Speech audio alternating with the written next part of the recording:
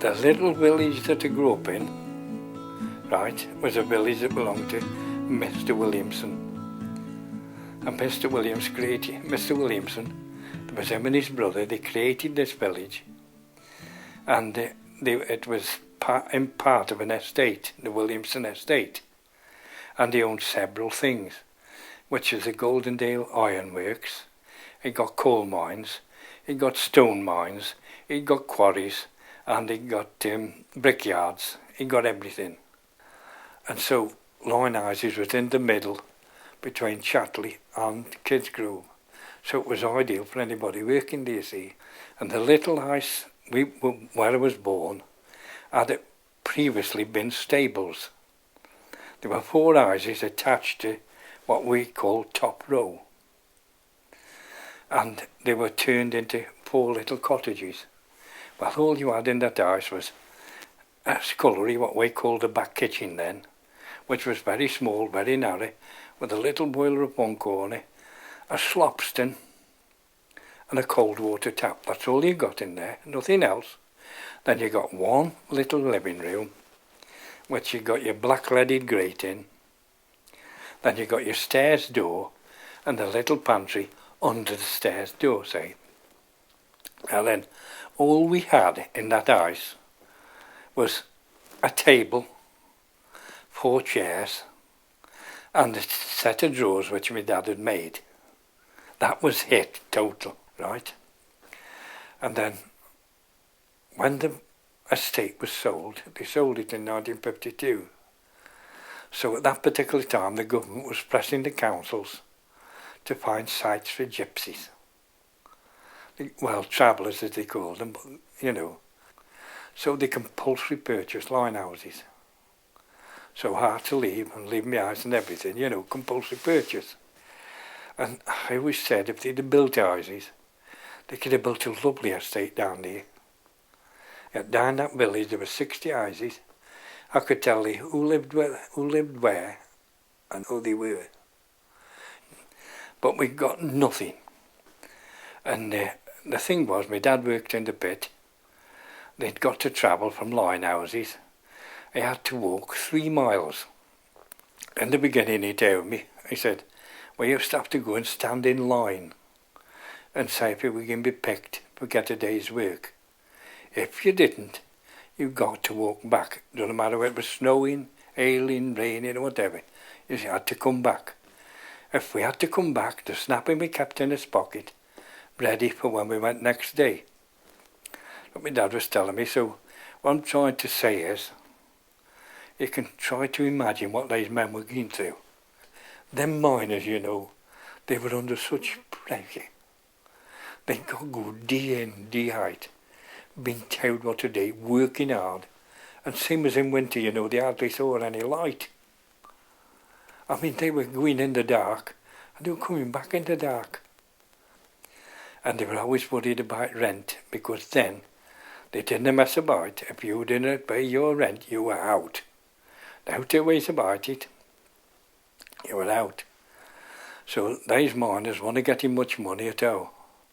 They'd worked hard all week. They come home, and what did they do? They wanted to drink and try to forget everything, which is understandable, isn't it?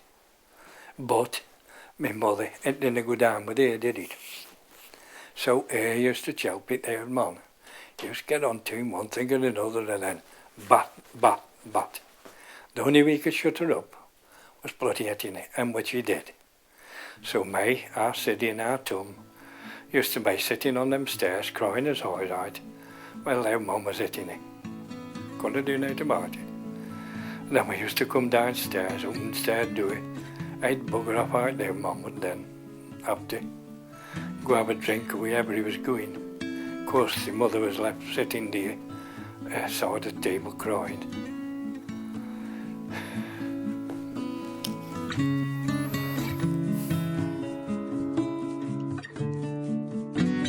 I believe to myself I've had a wonderful life.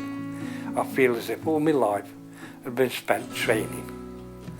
So I started off, my mother got me my first job, which was Adams's just down the road here. And I says, you're starting work there, so I went down, I think it was 7:30 in the morning.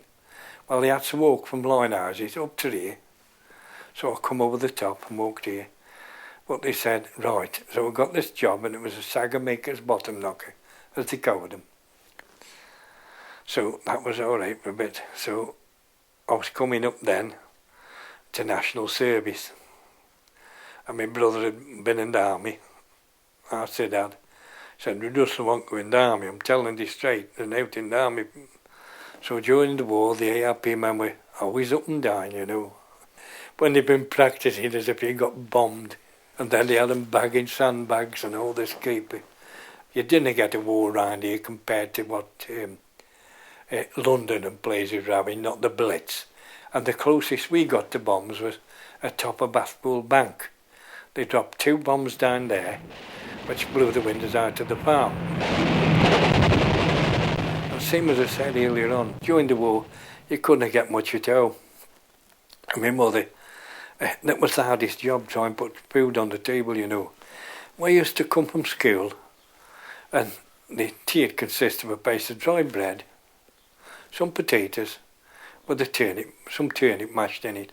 That was it, that was the tea. We could get rabbits and things like that, which helped us run. And then my dad and them, they were gardening. But them are some of the things, but the thing is, there was so much joy in that little village. The village itself, you know, I mean, it was like any close-knit community. You got your falling out. Some of the women, they know this, bloody hell. They think you could hear them from Gowden Hill when they were falling out, and 9 times out of 10, you know, it was all over kids. When kids had been, then the women had started.